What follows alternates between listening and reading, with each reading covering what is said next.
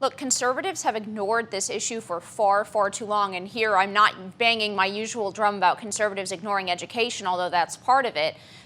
Conservatives in the 1980s, during the Reagan Revolution, won politically. And they won a lot of foreign policy victories, and they won some domestic victories. But what they ignored were institutions of culture, K-12 education, universities, the core of bureaucrats that runs the government, Hollywood.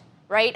These are cultural and governmental institutions with enormous amount of power to shape public debate and, in the case of education, to shape young minds. And conservatives essentially ceded those territories to the left and went home happy about their victories in the political arena in the 80s. I think we're in grave danger now of repeating that mistake. Look, since 2016, conservatives have held a certain amount of electoral power. We've held some of the levers of government, and since actually 2010 and 2012, conservatives and Republicans at least have held plenty of seats in state legislatures, plenty of governorships, but they have not focused on where the left is strong, and that's in institutions of culture. And this is the end result of allowing leftist progressives to run rampant in our institutions of culture, and particularly in K-12 education, where for some reason conservatives don't want to prioritize the one solution that might actually change things, which is to give these parents who are protesting this curriculum. We have 800 parents in Fremont.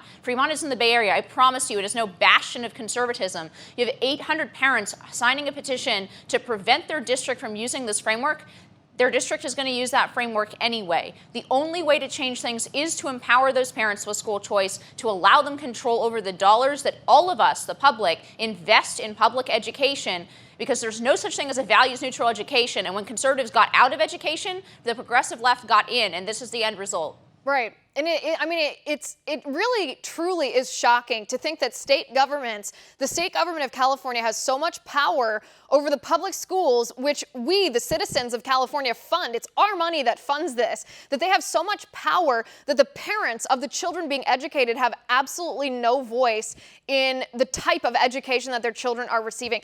That should absolutely shock us. What should shock us even more is that you're exactly correct when you say that conservatives have just let the radical left have these cultural institutions. It should shock us that someone who is the director of curriculum and instructional frameworks at the California Department of Education can make a claim as ridiculous as teaching 5-year-olds transgenderism is really a civil rights issue, and she just gets away with saying that. That is so patently absurd, and it's so insulting to actual civil rights issues.